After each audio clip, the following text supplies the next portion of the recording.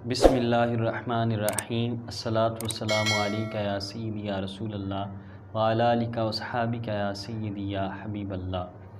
دیکھتی آنکھوں سنتے کانوں کو السلام علیکم ورحمۃ اللہ وبرکاتہ۔ معزز ناظرین و سامعین، آج ہم اس ہستی کا ذکر کرنے جا رہے ہیں۔ کچھ لوگ ہوتے ہیں کہ جو صرف دنیا میں ہوتے ہیں، لیکن کچھ وہ لوگ ہوتے ہیں کہ جو دنیا سے ظاہری طور پر چلے بھی جاتے ہیں، لیکن وہ دنیا میں دنیا داروں کے دلوں میں، لوگوں کے دلوں میں ان کا ایک مقام ہوتا ہے، ان کی ایک محبت ہوتی ہے، ان کو عزت کی نگاہ سے دیکھا جاتا ہے، ادب کی نگاہ سے دیکھا جاتا ہے۔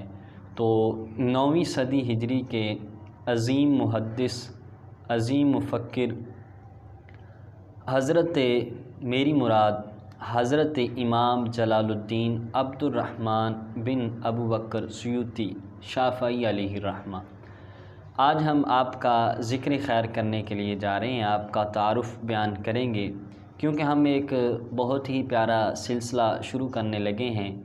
تو آپ سے بھی دعاؤں کی التماس ہے کہ آپ بھی دعا کریں کہ اللہ ہمیں اس سلسلے کو مکمل کرنے کی توفیق عطا فرمائے۔ وہ کیا سلسلہ ہے کہ آپ تو ویسے تو آپ نے 500 سے زائد کتب لکھی ہیں، انہی کتب سے آپ کے علم کا اندازہ لگایا جا سکتا ہے، لیکن ہم آپ کی کتب میں سے ایک کتاب شرح الصدور، جو موت اور زندگی کے حالات و واقعات پر مشتمل ہے، اس کا درس شروع کریں گے۔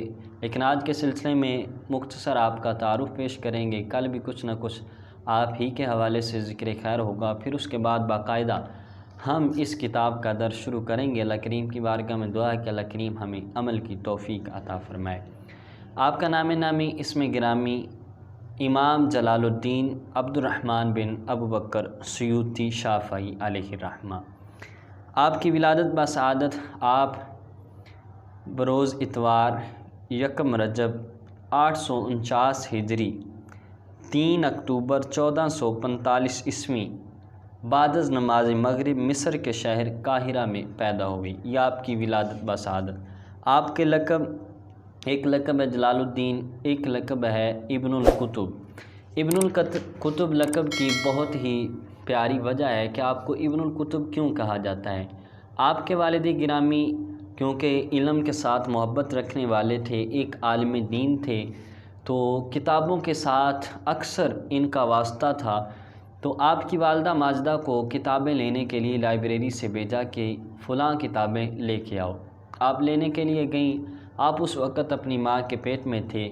تو جب آپ کی والدہ ماجدہ کتابیں لینے کے لیے گئیں تو وہاں کتابوں کے قریب آپ کی والدہ کو درد ذی ہوئی، تو اسی جگہ پر آپ کی ولادت ہوئی۔ تو آپ کے والد گرامی پھر آپ کو ابن القطب کہنے لگ گئے۔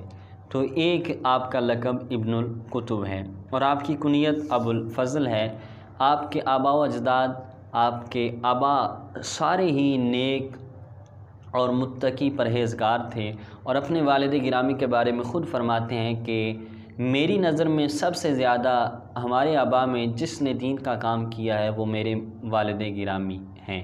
تو یہ آپ کے والد گرامی، اور آپ کا کمال حافظہ تھا کہ 8 سال کی عمر میں آپ نے مکمل قرآن مجید حفظ کر لیا۔ اب اس عمر میں ہمارے بچے کھیلتے ہیں، لیکن کیونکہ یہ علمی گھرانہ تھا، متقی لوگ تھے، پرہیزگار لوگ تھے، تو 8 سال کی عمر میں مکمل قرآن مجید حفظ کر لیا، اور پھر اس کے بعد باقی علوم کی طرف انہوں نے نگاہ کی، یعنی باقی علوم کو سیکھنے کی طرف توجہ کی۔ تو آپ کا کمال حافظہ تھا، باقی علوم جب سیکھے تو ایسا کمال حافظہ تھا کہ آپ کو بیک وقت 2 لاکھ احادیث زبانی یاد تھی۔ آپ فرماتے ہیں اگر مجھے اس سے بھی زیادہ ملتی تو میں وہ بھی یاد کر لیتا۔ تو آپ غور فرمائیں کیسا کمال کا حافظہ تھا، اور حدیثیں یاد کرنا، اس سے حضور کی محبت کا بھی پتہ چلتا ہے۔ ظاہری بات ہے حضور سے عشق تھا، حضور سے پیار تھا، تو اسی وجہ سے 2 لاکھ احادیث آپ نے زبانی یاد کر لی۔ تو اس سے ہمیں درس عبرت یہ ہے کہ ہم روزانہ اگر ایک حدیث بھی یاد کریں تو پوری زندگی میں کتنی حدیثیں ہم یاد کر سکتے ہیں۔ تو یہ ممکن ہے، ہو سکتا ہے۔ تو عظیم محدث تھے، اتنی حدیثیں آپ کو یاد تھی، اور 500 سے زائد آپ نے کتابیں لکھی، مختلف عنوان پر حضور علیہ الصلوۃ والسلام کی سنتوں کے پابند تھے، مصیبت کے وقت صبر کرنے والے تھے، اور کتابوں میں سے ایک عظیم آپ کا یہ کام ہے کہ آپ نے حضور نبی رحمت شفیع امت صلی اللہ علیہ وسلم کے والدین کریمین کے ایمان پر 6 رسائل آپ نے تحریر فرمائے، یعنی یہ بھی عظیم فریضہ آپ کے ذمے آیا کہ آپ کو حضور علیہ الصلوۃ والسلام نے اس کام کے لیے بھی چن لیا کہ حضور کے والدین کے شان پر آپ نے 6 رسائل لکھے۔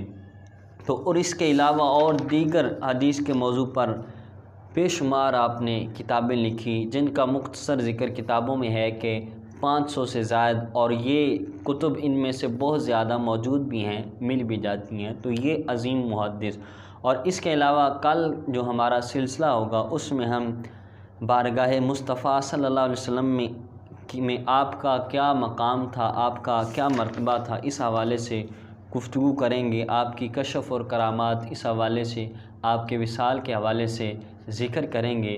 تو اللہ کریم کی بارگاہ میں دعا ہے کہ ہم نے جو مختصر آپ کے تعارف کے حوالے سے سلسلہ آپ کے سامنے پیش کیا، اس کو اپنی بارگاہ میں قبول فرمائے، آمین۔